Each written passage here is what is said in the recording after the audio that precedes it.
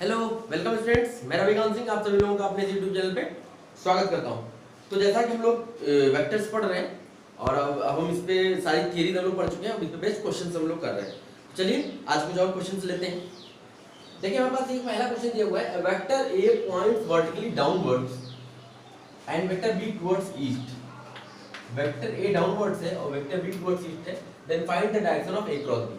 और vector A cross vector B का हमें डायरेक्शन फाइंड करना है। सबसे पहले इसके लिए हमें क्या करना पड़ेगा, हमें इसके लिए डायरेक्शंस जो मैंने बनाना सिखाया वो बनाते हैं। देखो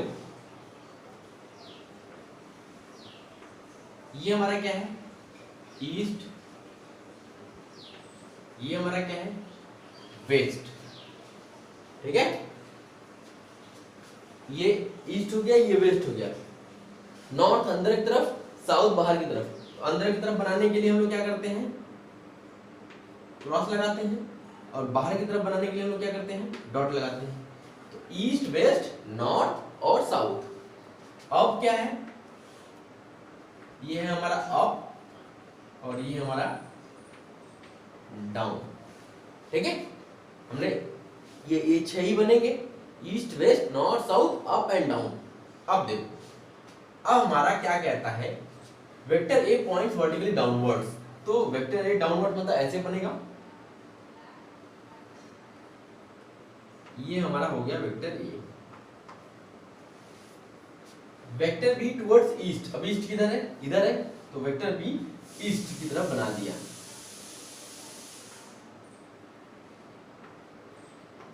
ये हमारा बी वेक्टर हो गया। तो हमें ए क्रॉस बी निकालना है। चलो ए क्रॉस बी मतलब ए से बी डायरेक्शन में चलना है। ए की साइड में हमने फिंगर रखा, कर्ल किया किधर, बी की साइड में। अब दो तरफ से कर सकते हैं, या तो इतना चल के जाओ या छोटे एंगल पे जाओ। छोटे एंगल वाला हम कंसीडर करते हैं। तो यहां से यहां गए तो अंगूठा क्या दिखाता है, direction of A cross B. अब ये इधर कौन सा डायरेक्शन है, साउथ। तो इसका मतलब है ए क्रॉस बी का डायरेक्शन क्या हो जाएगा, साउथ। मतलब ए क्रॉस बी साउथ डायरेक्शन में होगा। ठीक है, ऐसे आपको चीजें समझनी है। बहुत छोटे छोटे क्वेश्चन हमने लिए हैं, क्यों लिए, ताकि आप चीजों को समझ पाओ, जो इसके पीछे कॉन्सेप्ट है उसको समझ पाओ, न कि आपको बस रटना है। ठीक, चलो अगला एक और क्वेश्चन लेते हैं। कहता है given a plus B plus C equal to 0। 3 vectors का सम 0 है। इसका मतलब है वो क्या हो रहे हैं, वो क्लोज्ड लूप फॉर्म कर रहे हैं। a से b, b से c, फिर c से a। Out of the 3 vectors a, b, c, 2 are of equal in magnitude। अब इसमें से क्या है, 3 में से 2 का मैग्नीट्यूड क्या है, इक्वल है। ठीक है, 2 का मैग्नीट्यूड क्या है, इक्वल है। The magnitude of third vector is √2 times that of either of the two। और थर्ड का मैग्नीट्यूड जो है दोनों के मैग्नीट्यूड से क्या है, √2 टाइम्स है। मतलब दोनों जो इक्वल है, किसी भी एक के √2 टाइम्स बराबर है। तो कहता है कि find the angle between the vectors. Vectors के बीच का एंगल हमें निकालना है। तो चलो हम लोग बनाते हैं।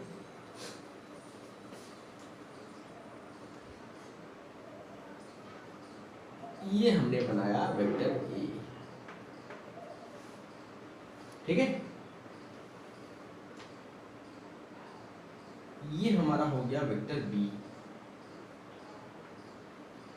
ठीक, दोनों सेम मैग्नीट्यूड है, ये दोनों मैग्नीट्यूड क्या है, सेम है। अब इनका रिजल्टेंट बनाते हैं। तो रिजल्टेंट हमारा क्या होगा, मतलब सी वेक्टर, ये क्या होगा, सी वेक्टर।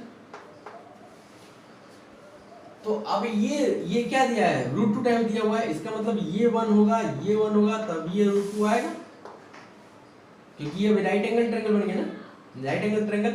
अब ये आइसोसेलेस ट्रायंगल, आइसोसेलेस ट्रायंगल में क्या होता है, ये 90 है, ये 45 डिग्री होगा और ये भी 45 डिग्री होगा। ठीक, तो अब देखो ये हमारा बन गया। अब हमें क्या निकालना है कि ए बी सी के बीच का एंगल। देखो यहाँ सब एक दूसरे के टेल से जुड़े हुए हैं, तो हमें क्या करना होगा, एंगल निकालने के लिए हम लोग टेल से टेल जोड़िए या हेड से हेड जोड़िए। तो हमने क्या किया, देखो अगर ए और बी के बीच का एंगल निकालना है तो हमने क्या किया, इस बी को यहां शिफ्ट कर दिया, तो ए और बी के बीच का एंगल अभी टेल से टेल जुड़ गया ना, ए और बी के बीच का एंगल कितना है 90 डिग्री। ठीक, अब आ जाओ, हम ए और सी के बीच में निकालना चाहते हैं, तो हमने क्या किया, इस ए को उठा करके यहां जोड़ दिया,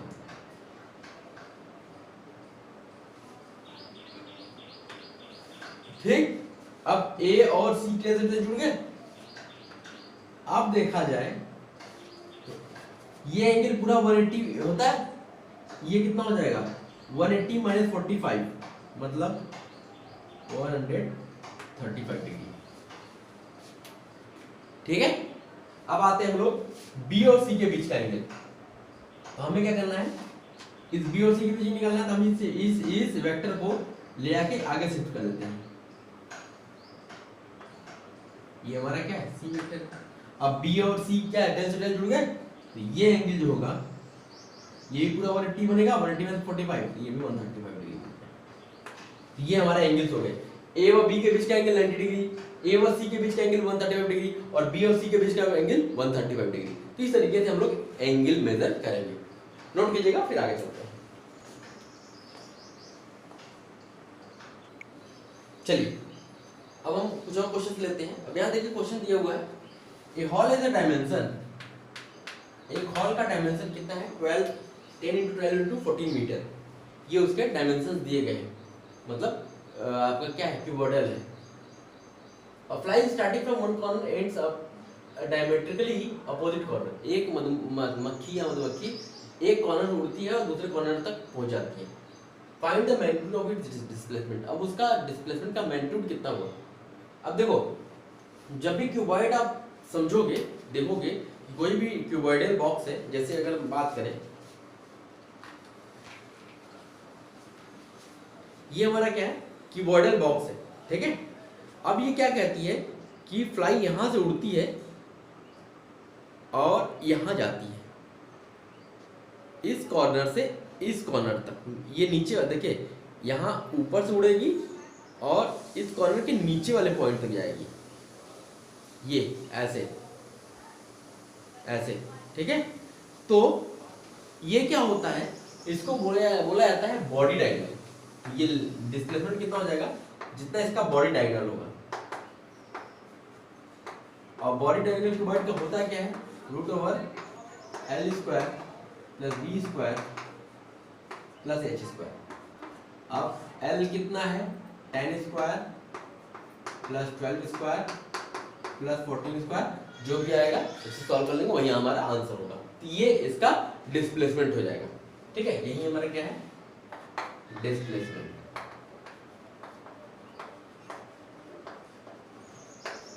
ठीक, अब देखो, अब यहाँ पे एक फिगर दिया हुआ है, कहता है ये दिया हुआ फिगर कहता है E + D - C की वैल्यू बताइए, E + D - C की वैल्यू बताइए। तो यहां से हम देखा जाए एक बार, तो देखो सबसे पहले हम थोड़ा फिगर को फिर से रिकंस्ट्रक्ट करते हैं। ये हमारा ए दिया हुआ है, ठीक।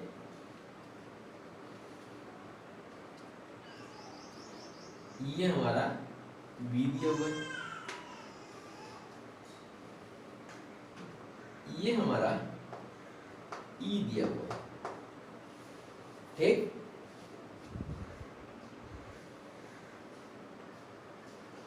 ये हमारा सी दिया हुआ है और ये हमारा डी दिया हुआ है, ठीक है। हमें E + D - C की वैल्यू बतानी है। चलो देखो, E तो ये हो गया, + D ये हो गया, अब यहाँ पे -C लेना है, तो C का डायरेक्शन ये है ना, तो -C किधर होगा, -C आपका ऐसे हो जाएगा ना, ये हो जाएगा -C। तो अब यहां से देखा जाए, देखो E plus D minus C, E plus D minus C plus B. ये क्या बनेगा? जीरो बनेगा क्योंकि क्लोज लूप है। ठीक है, तो अब यहां से क्या मिल जाएगा? E plus D minus C is equal to minus B. मतलब ये किसके बराबर होगा? माइनस बी वेक्टर के बराबर होगा। इस सारी चीजें बेटा समझोगे तभी समझ में आएगी चीजें। थोड़ा सा आपको दिमाग लगाना पड़ेगा तभी चीजें समझ में आने वाली हैं। ठीक है, कैसे कैसे हो रहा है इसको बहुत ध्यान से देखिएगा। चलिए अब एक और क्वेश्चन लेते हैं। ये क्वेश्चन कहता है if A is equal to this and B is equal to this vector, then find vector having same magnitude as B। मतलब B के बराबर मैग्नीट्यूड होना चाहिए और A के डायरेक्शन में होना चाहिए, ऐसा वेक्टर बताना है। तो हमें बताना है B के बराबर मैग्नीट्यूड हो और A के डायरेक्शन में हो, यही हमको बताना है।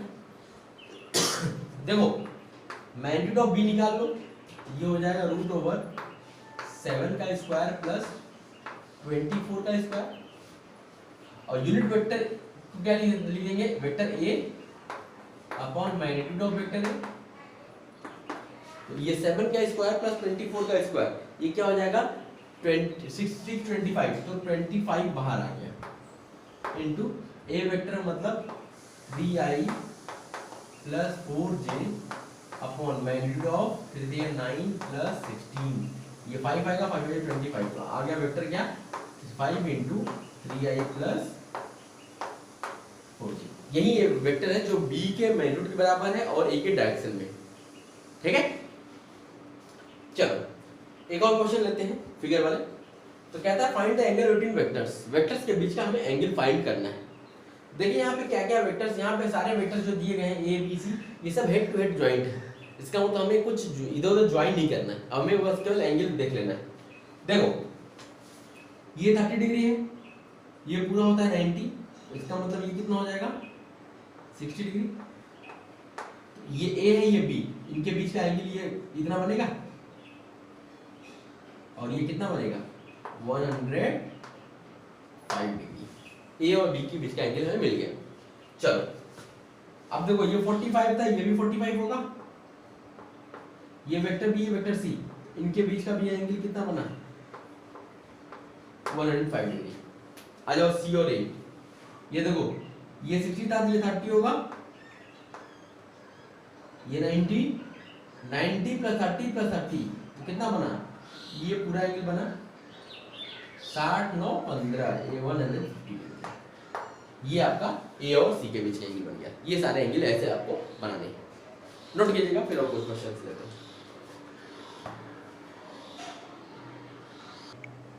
चलिए अब आगे कुछ और क्वेश्चंस लेते हैं। अब यहाँ पे देखिए क्या दिया हुआ है, दो फोर्सेस हैं F1 आपका 500 न्यूटन ड्यू ईस्ट डायरेक्शन में। ईस्ट हमारा कितना होता है?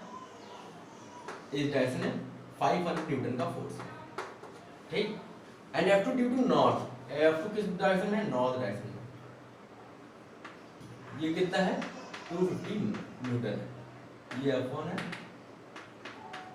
F2 कहता है F2 माइनस F1 बताना है। तो देखो F2 माइनस F1 अगर हमें बताना है हमें क्या करना पड़ेगा?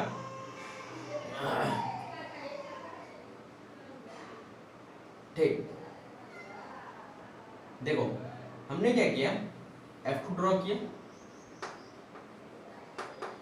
ठीक। अब इसके हेड से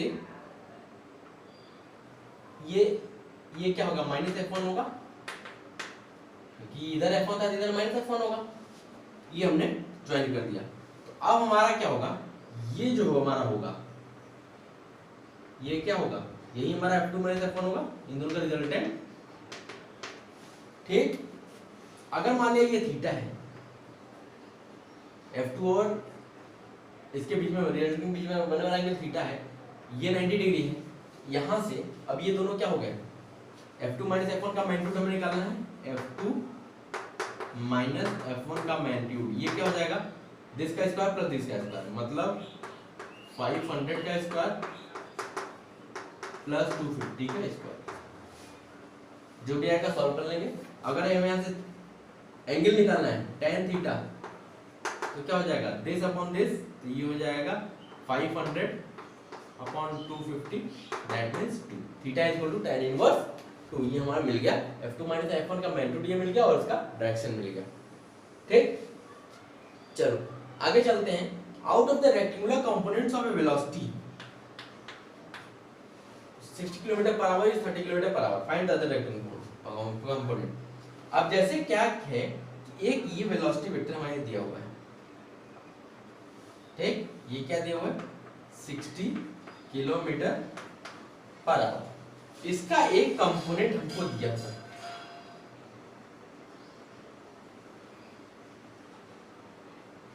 मान लिया हमारा ये कंपोनेंट आपको दिया गया 30 किलोमीटर पर आवर और हमसे ये कंपोनेंट पूछ रहा है, ये कंपोनेंट हमसे पूछा जा रहा है। तो हम क्या करेंगे, इसको मान लिया v, अब हमने क्या किया, इसको यहां से लाके यहां शिफ्ट कर दिया, ठीक है, ये 30 हो गया। अब यहां से क्या हो जाएगा, अब यहां से हमारा हो जाएगा v square is equal to 60 का स्क्वायर माइनस 30 का स्क्वायर, तो v की वैल्यू क्या हो जाएगी रूट ओवर 60 का स्क्वायर माइनस 30 का स्क्वायर, जो आएगा वो आपका रिजल्ट हो जाएगा।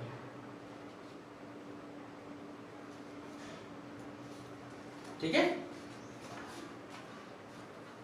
ये हमारा 90 डिग्री निकलेगा, ये हमारा रिजल्ट हो जाएगा। अब देखो अगला क्वेश्चन चलते हैं। यहाँ क्वेश्चन दिया हुआ है the rectangular component of vector R 2 2,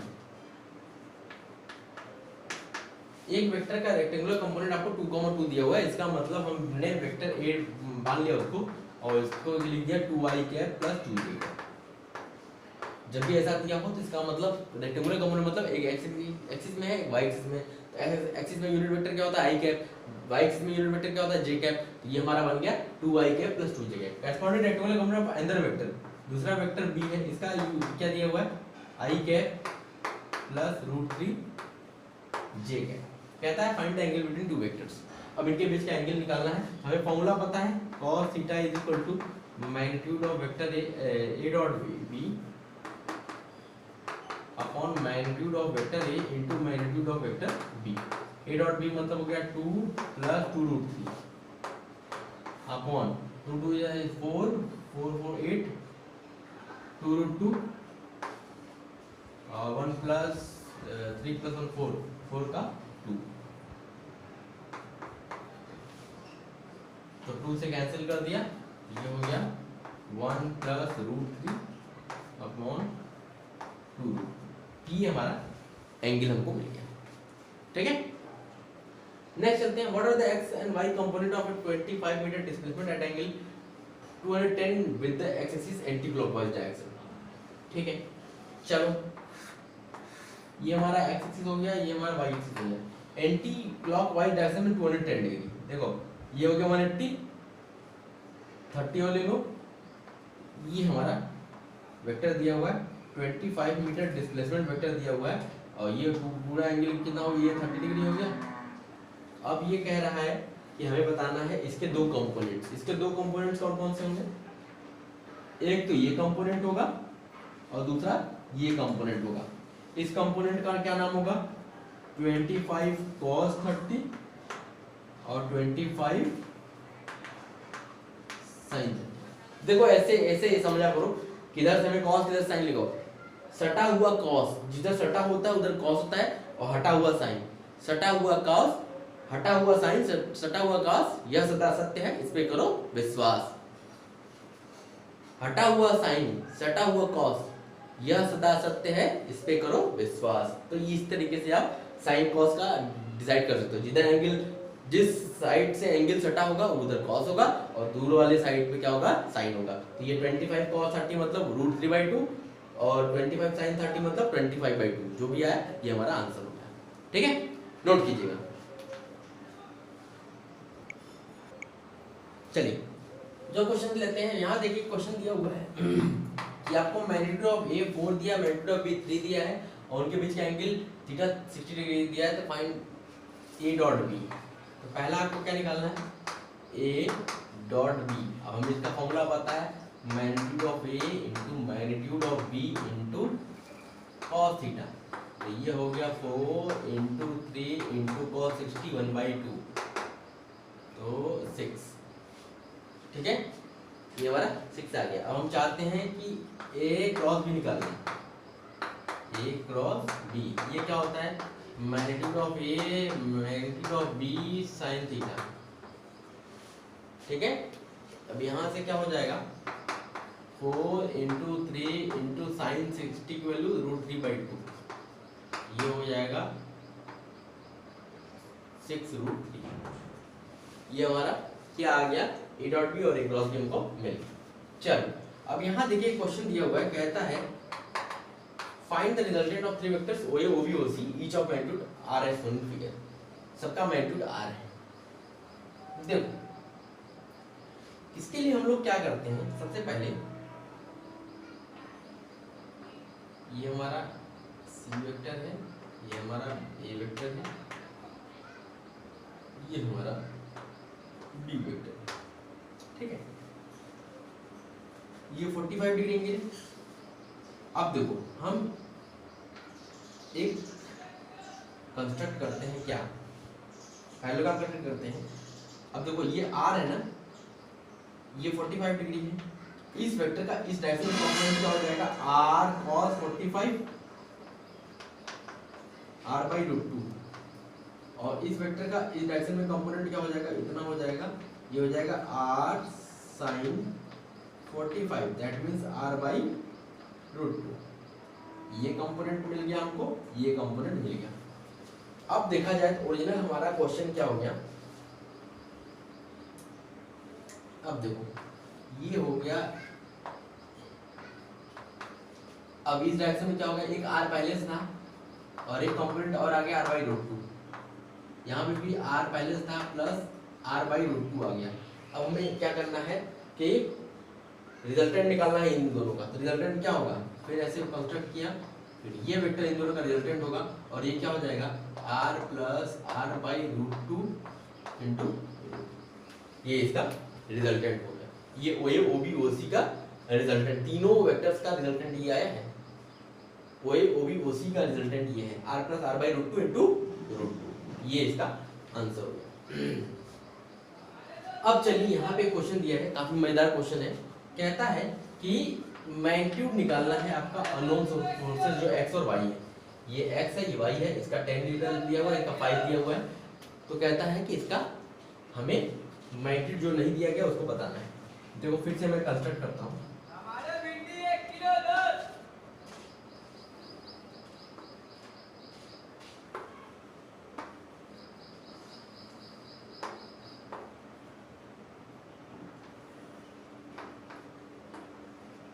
ये 53 डिग्री है, ये दिया गया एंगल 53 डिग्री, ये पूरा एंगल 90 डिग्री, और ये भी एंगल 90 डिग्री। अब देखिए हम कैसे करेंगे, इसको देखते हैं। हमने क्या किया, ये एक परपेंडिकुलर बना दिया, मतलब इसी को वो कर दिया। अब इस y वेक्टर के दो कंपोनेंट हम करते हैं, इस y वेक्टर के दो कंपोनेंट हम करते हैं, इसको पैरेललोग्राम बना देते हैं। ठीक है, अब एक कंपोनेंट हमारा ये होगा। देखिए अब इसके लिए एंगल चाहिए हमको, ये देखिए ये 53 है, तो इधर भी 53 बनेगा, तो ये आपका 37 डिग्री बन जाएगा। ठीक, अब देखो यहाँ पे ये y है, तो इसका ये कंपोनेंट क्या आएगा, y sin 37। ठीक, और इसका ये कंपोनेंट कितना हो जाएगा, y, सॉरी ये cos होगा, cos 37, ये आपका y sin 37। ठीक, ये आ गया। अब चलो इस वाले वेक्टर को भी हम खत्म करना चाहते हैं, तो हमने क्या किया, फिर इसका भी हमने कंपोनेंट डिसाइड किया। देखो ये जो कंपोनेंट होगा ये हो जाएगा 5 cos 53 डिग्री, और ये कंपोनेंट जो होगा हो जाएगा 5 sin 53 डिग्री। ठीक है, अब हमने ये वेक्टर हमारा खत्म हो गया, ये वेक्टर खत्म हो गया, हमारे पास ये और ये दो बचे ना। अब यहाँ देखो डिफाइन, देखो क्या होता है इस डायरेक्शन में, क्या क्या है, y sin 37 degree plus 5 sin 53 degree is equal to, ये किसके बराबर होगा, 10 के बराबर होगा। ये हमारी इक्वेशन 1 बन गई। और दूसरा देखो यहां से 5 ये x plus 5 cos 53 degree, x plus 5 cos 53 degree equal to y cos 37 degree. ठीक है, अब साइन 37 की वैल्यू कितनी होती है, अब ये आपको याद रखना पड़ेगा। जैसे साइन 37 की डिग्री की वैल्यू होती है 3/5।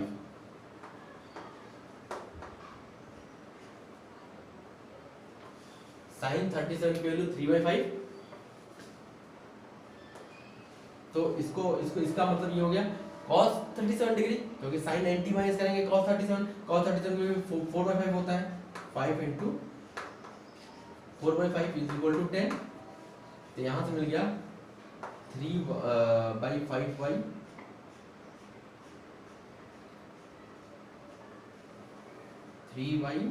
Plus 20 is equal to 50, y is equal to 30/10। अब यहाँ चलो x प्लस 5 cos 53 डिग्री मतलब 5 sin 37 3/5, 5 into 3/5 is equal to y into cos 37 की वैल्यू 4/5। ठीक है, तो यहाँ से आपका क्या हो गया 5x plus 15 is equal to 4y।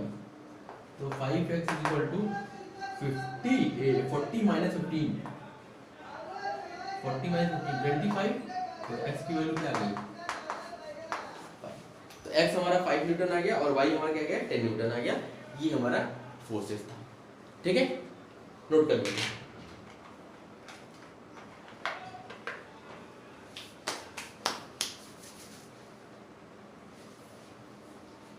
तो चलिए आज हमारा ये चैप्टर यहीं पे कंप्लीट हो जाता है। आज से वेक्टर कंप्लीट, अब हम अगले चैप्टर में इंटर करेंगे।